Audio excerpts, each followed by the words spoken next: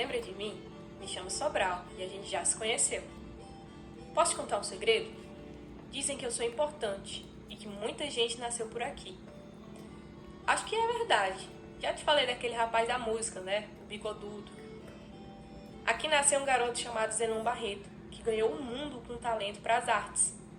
E uma moça chamada Maria Tomásia, que foi bastante importante na época do movimento abolicionista. Tem até a assinatura de Sobralense na Lei Áurea, sabia? Ah, e tinha até um médico que cuidava da família real, que nasceu aqui. Mas foi no dia 29 de maio de 1919 que o meu nome ganhou o mundo. Esse dia amanheceu meio estranho. As pessoas andavam para lá e para cá com cacos de vidro na mão para ver o sol, e uns estrangeiros que já estavam aqui há algumas semanas apontavam para o céu com uns aparelhos enormes que eu nunca tinha visto na vida. Depois, fiquei sabendo que aqui foram tiradas fotografias do eclipse total do Sol, e elas foram usadas para comprovar a teoria científica de um alemão descabelado. Tem até uma estátua dele lá na minha margem esquerda, tal de Albert Einstein. Essa história quem conta bem mesmo é o pessoal lá do Museu do Eclipse, mas eu vou tentar contar ela para vocês. Mas lembrem que eu já sou uma senhora de mais de 250 anos. Se eu esquecer de alguma coisinha, me perdoe.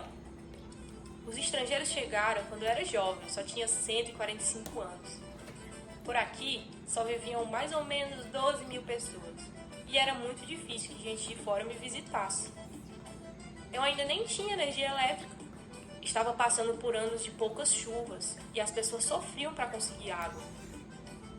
Os visitantes chegaram de trem, e como ficaram hospedados nos casarões das famílias mais ricas da época, tiveram todo o conforto que eu podia oferecer. Nenhum problema da falta d'água eles enfrentaram. Depois eu fiquei sabendo que na verdade eram 3 grupos. Um vinha da Inglaterra, outro dos Estados Unidos e o terceiro era brasileiro, que tinha o seu Henrique Morizzi como líder. Ele era diretor do Observatório Nacional, lá do Rio de Janeiro. E não é que por pouco tempo que eles apareceram por aqui, na minha ferrovia apareceu um carro? Eu nunca tinha visto um. O povo ficou doido por ele. Os mais pobres corriam atrás, admirando o danado, e os mais ricos disputavam para dar uma voltinha. Depois, seu Morizzi construiu um tal de posto meteorológico. O povo já logo achou que isso poderia ajudar a superar as secas, ou pelo menos a avisar quando é que elas viriam. Mas naquela época tudo era muito mais complicado.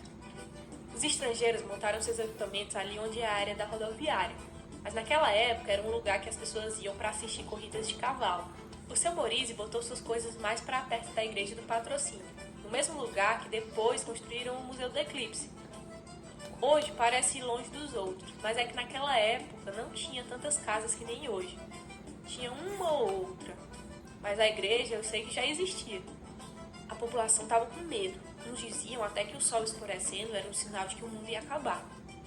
Enquanto os pesquisadores estavam lá conversando em inglês, as senhoras rezavam um terço, pedindo para que Deus salvasse elas. Os cientistas então passaram a explicar para a população o que era esse tal de eclipse e pedir para que eles não se desesperassem.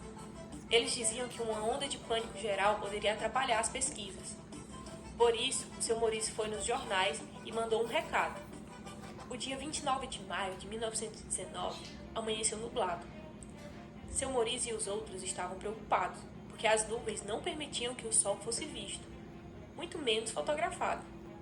Porém, pouco tempo depois, não é que o danado apareceu? A lua estava passando na frente dele, o que deixou tudo escuro. O povo não sabia se admirava ou ficava com medo, e os forasteiros estavam correndo de um lado para o outro, mexendo nas geringonças que trouxeram com eles. O sol ficou escuro por mais ou menos 1 minuto, o que foi tempo suficiente para os pesquisadores fotografá-lo. Depois eu fiquei sabendo que essa história ficou famosa no mundo todo, e que foi com aquelas fotos que os cientistas provaram uma tal de teoria da relatividade, que tinha sido apresentada anos antes pelo Einstein. Eu lembro de achar engraçado que uma descoberta científica dessa importância foi feita aqui.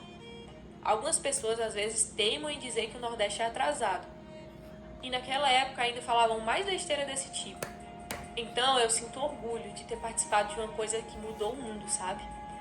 Como se não bastasse o beco, minhas igrejas, as pessoas que nasceram aqui e as águas do meu amigo Acaraú, agora o meu céu tinha água a contar.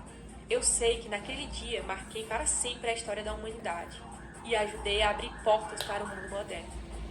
Mas sei também que minha história ainda não foi concluída. Novas fotos e fatos são apresentados todos os dias a partir do vai e vem das minhas ruas, do meu comércio, das manifestações culturais e do meu povo. Tudo aquilo que faz a minha gente se reconhecer sobralense.